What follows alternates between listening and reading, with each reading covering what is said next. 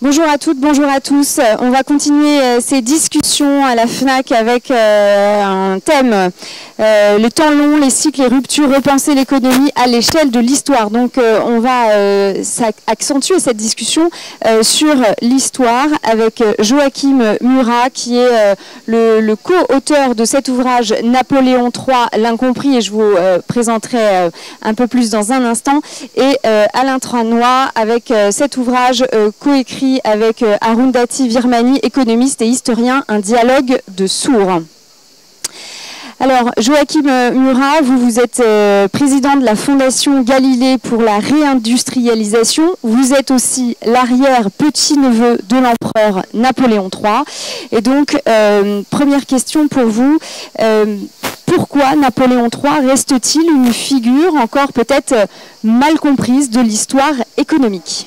Ah bah alors la raison est très simple, c'est la peur. C'est-à-dire que la République n'a pas peur de Napoléon Ier parce que ça ne sert à rien d'avoir peur de Napoléon Ier. Napoléon Ier, s'il arrive, il reprend le pouvoir, il bouleverse tout, il reconquiert l'Europe, c'est inarrêtable. En revanche, la République a peur de Napoléon III. Parce que Napoléon III arrive au pouvoir par les voies naturelles, il est élu au suffrage universel direct masculin, il devient le premier président de la République. Et il va moderniser la France comme jamais ça n'avait été fait avant. Donc là, la France entre dans sa plus grande période de prospérité documentée sous Napoléon III. Et là, la République se rend compte qu'elle a fait un régime qui va être très difficile à démonter. Et quand enfin le régime s'en bat, s'annule, il faut faire oublier tous les succès de Napoléon III sur le plan social, sur le plan technologique, sur le plan économique. Sur les plans de l'hygiène, de la santé, de l'éducation, la liste est vertigineuse, tout est dans le livre. Ouais. Et avec l'aide de Victor Hugo, qui a été horriblement vexé de ne pas avoir été choisi comme ministre de l'instruction publique de Napoléon III, la Troisième République d'Adolphe Thiers, puis la Quatrième République, va littéralement matraquer la postérité de Napoléon III en le résumant à un espèce de semi-débile qui fait un coup d'État et qui perd l'Alsace-Moselle à Sedan, en occultant totalement l'incroyable résultat de Napoléon III, qui est incontestablement, et l'unanimité est dans la salle, le plus grand souverain que la France ait connu. Alors, vous allez sans doute nous expliquer aussi pourquoi, quels aspects de sa politique peuvent aujourd'hui inspirer les stratégies économiques actuelles. Ah oui, alors comme le rappelait Philippe Aghion hier au sujet de l'intelligence artificielle, le rappelait intelligemment, c'est que, comme souvent avec Philippe Aghion, c'est que le financement partenariat public-privé est un succès absolu et c'est un succès qu'on doit et qui est inspiré par Napoléon III. La moitié des chemins de fer aujourd'hui date de Napoléon III et cette moitié de chemin de fer a été entièrement financée par partenariat public-privé. C'est-à-dire qu'on amène l'argent privé vers la création d'infrastructures de services publics. Et donc il va faire ça avec les chemins de fer, il va faire ça avec les canaux, avec l'assèchement des marais, avec la refabrication de zones cultivables pour l'agriculture qui passe d'une agriculture de subsistance à une agriculture intensive, partout dans tous les territoires ultramarins. Donc le partenariat public-privé. Ensuite, libérer les énergies, ça c'est très important. C'est lui qui va créer la société anonyme et la société à responsabilité limitée, qui va permettre aux entrepreneurs d'exister.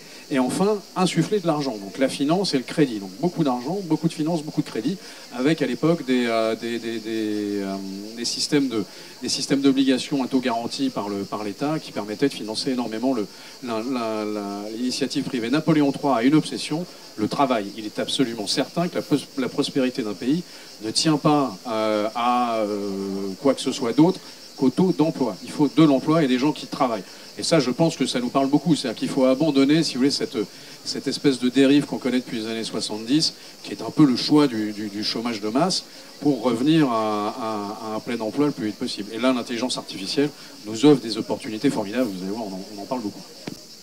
Merci beaucoup Alain Tranois, vous êtes économiste, directeur d'études à l'EHESS, spécialiste de l'économie publique, de la fiscalité, et aussi vous avez travaillé notamment sur les causes de la Première Guerre mondiale.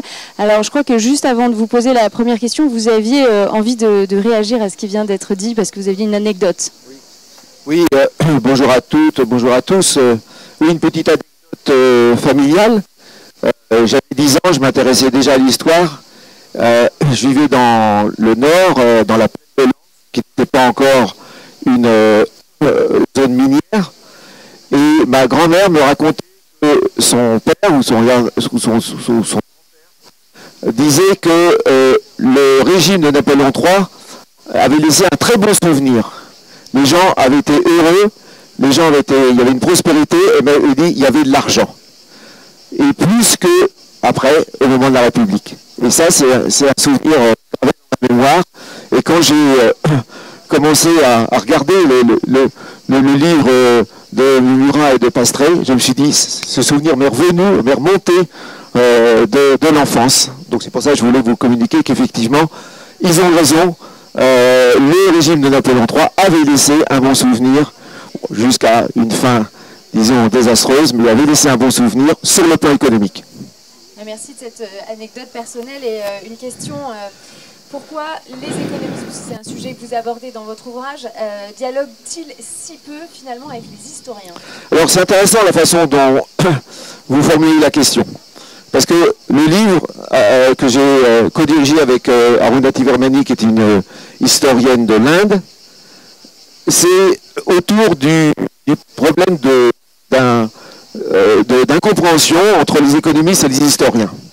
Et vous avez transformé la question en disant « Ah, mais le sourd, c'est l'économiste par rapport aux historiens. » Alors, c'est sûr, les économistes ont une mauvaise réputation dans les sciences sociales, mais ce que je voudrais dire, est-ce qu'il y a un accord unanime parmi les 17 auteurs, parce qu'il y a 17 auteurs à parité entre économistes et historiens, c'est de dire que, d'abord, on n'a pas eu de chance, parce que quand les historiens s'intéressent à l'économie, les économistes les ont largement négligés, et maintenant que les historiens, les économistes s'intéressent énormément à l'histoire, les historiens font un peu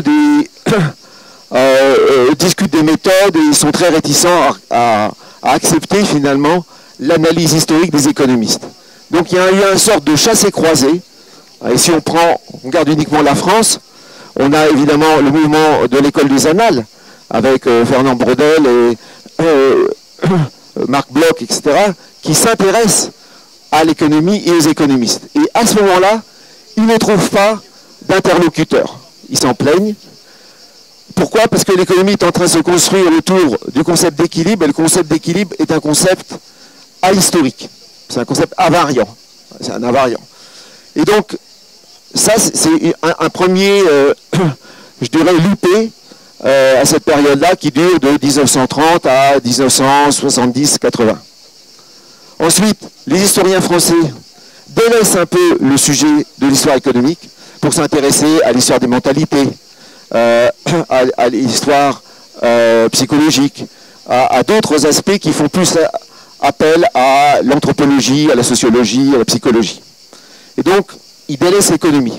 Et à ce moment-là, grâce à, disons, à l'amélioration de l'accès aux données, en particulier aux données historiques, eh bien, les économistes vont se dire « Ah, mais ces données historiques, elles vont peut-être nous aider à répondre à des grandes questions. » Parce qu'il y a une grande différence dans la façon d'aborder un problème, c'est que les économistes arrivent toujours avec une question.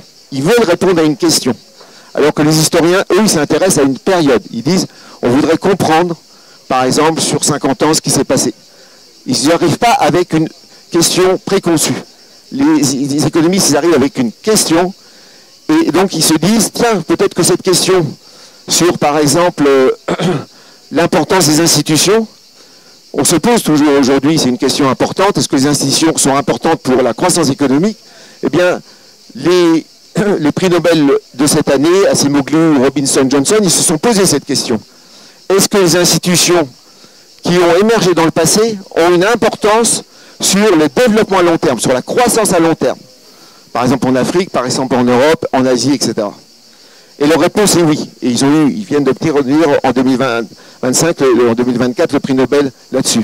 Et comment ils font? Eh bien, ils regardent les données et ils vont essayer de regarder quand est-ce qu'émergent les institutions dans certains pays ou dans certaines régions, et là où ça n'émerge pas, et donc il va y avoir, disons, l'application de ce qui est utilisé beaucoup en médecine, c'est-à-dire un pays qui sera traité, une région qui sera traitée par l'institution, c'est-à-dire qui connaîtra une révolution institutionnelle, et une autre région, un autre pays qui n'en connaîtra pas, et ils vont essayer de regarder la différence, la divergence, et ils établissent qu'effectivement, si on a de bonnes institutions à long terme, sur 50 ans, sur 100 ans, eh bien on en retrouve la trace. Et donc ça, c'est, je dirais, effectivement un apport des économistes sur la compréhension historique, mais qui est contesté parce que, pourquoi? Tout simplement parce que la notion de cause, les économistes cherchent à comprendre les causes, et les historiens, ils ont beaucoup de mal avec cette notion de cause, parce que pour eux, c'est très difficile d'établir que A cause B, parce qu'ils n'ignorent jamais le contexte. Le contexte est très important pour eux, alors que les économistes font en général l'économie du contexte. Ils le mettent de côté pour essayer de regarder deux ou trois forces ensemble. Et donc c'est pour ça qu'il y a aujourd'hui, actuellement, je dirais une sorte d'incompréhension entre économistes et historiens. Joachim Murat, une question qui sera aussi la vôtre. Alain Tranois, que peut-on apprendre de ce regard historique sur la croissance économique contemporaine? Que peut-on apprendre de ce regard historique sur la croissance économique européenne? C'est ce qu'on s'était dit tout à l'heure. Il faut la leçon des deux plus grandes périodes de prospérité qu'a connu notre pays. Ça a été d'abord évidemment le Deuxième Empire, enfin le Second Empire de Napoléon III. Donc là, toutes les données économiques sont là, c'est la plus grande période de prospérité.